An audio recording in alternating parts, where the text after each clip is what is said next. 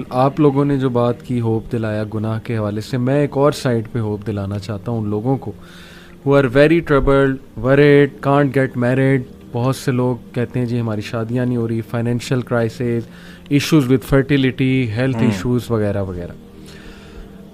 ابو ذر غفاری رضی اللہ عنہ کہتے ہیں کہ نبی صلی اللہ علیہ وسلم نے فرمایا Indeed I know a verse to which if the people held on it would be sufficient for them. صحیح حدیث. کون سی ورس؟ وَمَن يَتَّقِ اللَّهَ يَجْعَل لَّهُ مَخْرَجًا وَيَرْزُقْهُ مِنْ حَيْثُ لَا يَحْتَسِبُ وَمَن يَتَوَكَّلْ عَلَى اللَّهِ فَهُوَ حَسْبُهُ. اور ابن عباس رضی اللہ عنہ کہتے ہیں کہ رسول اللہ صلی اللہ علیہ وسلم نے کہا after reciting the above verse, if the people were to apply this verse in their daily lives they would be free from all the doubt and distress of the world, the distress of death and the distress of the doomsday. اور پھر ایک اور حدیث ہے O my servants, were the first of you and the last of you, the human of you and the jinn of you, to rise up in one place and make a request of me. And were I to give everyone what he requested, that would not decrease what I have any more than a needle decreases the sea if put into it. This is Allah subhanahu wa ta'ala. غالباً یہ حدیث قدسی ہے. حدیث قدسی ہے کہ مانگو، کھل کے مانگو. کتنا انڈر ایسٹیمیٹ تم اللہ کو کر رہے ہو، اتنا چھوٹا مانگ رہے ہو. کھل کے مانگو. اللہ تعالیٰ لارڈ آف دا امپاسبل ہے. میں یہاں پر ایک واقعہ سنانا چاہتا ہوں دل کو نرم کرنے کے حوالے سے.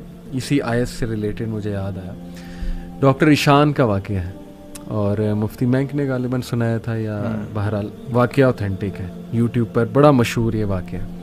ڈاکٹر ایشان ایک نیورو سرجن ہیں اور وہ فلائی کر رہے تھے غالباً سعودیہ سے کسی کنٹری میں، بہرحال کسی کنٹری سے دوسری کنٹری جا رہے تھے. راستے میں کہتے ہیں کہ بہت طوفان، ٹھنڈر، موسم بڑا خراب ہو گیا.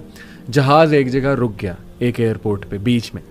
میں نے بڑی ریکویسٹ کی کہ یار مجھے پہنچنا ہے وہاں، میرا بڑا امپورٹنٹ کمٹمنٹ ہے، آپریشن ہے وغیرہ وغیرہ. تو پائلٹ نے کہا کہ نہیں ہم نہیں لے جا سکتے، آپ یہ ہے کہ کوئی کار کرا کے، جیپ کرا کے چلے جائیں، وہ قریب ہی ہے جگہ، اتنی کو دور اب نہیں رہی. کہتے ٹھیک ہے. ہم نے گاڑی کرائی. گاڑی کرا کے ہم جا رہے ہیں تو طوفان مزید تیز ہو جاتا ہے اور ہم اتفاقاً ایک گھر کے سامنے رکتے ہیں. وہاں پہ میں نوک کرتا ہوں تو ایک بوڑھی اماں باہر نکلتی ہے، بڑی کائنڈ تھی. ہم نے اسے کہا جی ہمیں اندر آنے دیں، بارش بہت ہے، ہم ذرا تھوڑا دیر رک کے چلے جائیں گے. ہم نے اپنے آپ کو فریش کیا. دیکھتے کیا ہیں کہ ایک بچہ زمین پر لیٹا ہوا ہے گدے پر، اور وہ بوڑھی اماں بار بار اس کے سر کو دبا رہی ہے اور بڑا پریشان ہے اس کے بارے میں. کہتے میں نے پوچھا کہ کیا مسئلہ ہے اس بچے کو، تو انہوں نے کہا کہ اس کا کوئی برین کا مسئلہ ہے یا ایسی کوئی پرابلم ہے جو بہت مشکل ہے یہاں کے ڈاکٹرز کے لیے. تو انہوں نے کہا مجھے بتائیں، میں بھی ڈاکٹر ہوں، میرے بڑے واقفیت ہے. تو بوڑھی عورت نے کہا کہ ہاں ہمیں ڈاکٹرز نے ایک بڑے مشہور ڈاکٹر کا نام بتایا، تو لیکن یہ کہ نہ میرے پاس ریسورسز ہیں، نہ میں کوئی مطلب کانٹیکٹ کر سکتی ہوں اس سے. یہ بچہ یتیم بھی ہے، میں اس کی دادی ہوں، اس کی ٹیک کیئر کر رہی ہوں. اس نے کہا مجھے بتائیں، میں اس ڈاکٹر کا پتہ کروں گا. You have been so kind to me. She said کہ ڈاکٹر ایشان. اللہ اکبر. وہ کہتے ہیں کہ اسی وقت مجھے رونا آ گیا. اور انہوں نے کہا کہ آپ کیا مطلب کر رہی تھی، آپ اللہ سے دعائیں کر رہی تھی، کیا تھا ایسا کہ اللہ مجھے یہاں پر لے آیا؟ ہی سیڈ کہ پتہ نہیں، میں تو بس استغفار بہت کرتی تھی، استغفر اللہ استغفر اللہ. اور میں اللہ سے کہتی تھی کہ اللہ ہم تو نہیں جا سکتے، بس کسی طرح تو ذریعہ بنا دے، یہ بچہ تیرے سامنے ہے.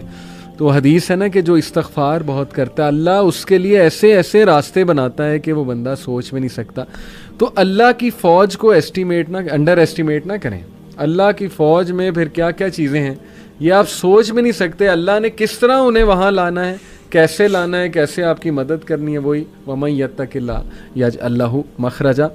تو میری گزارش ہے لوگوں سے وہ مایوس نہ ہوں، اللہ سے مانگتے رہیں، اللہ کو پہچانیں، اور اللہ کو پہچانیں. اور یہ بات یاد رکھیں کہ دنیا کی زندگی الٹیمیٹلی اصل زندگی تو ہے نہیں.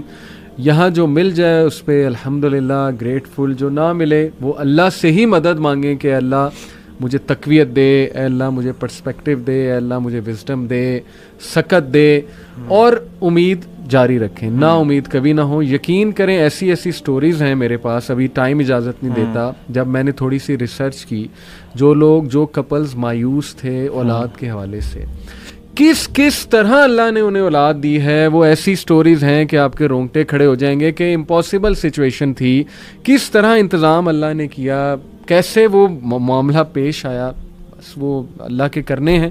تو مایوسی جو ہے میں سمجھتا ہوں وہ مومن کو بالکل زیب نہیں دیتی ہے. اللہ تعالیٰ پہ ٹرسٹ کریں اور اللہ تعالیٰ سے تقویت مانگتے رہیں اور اب محبت مانگتے رہیں. جی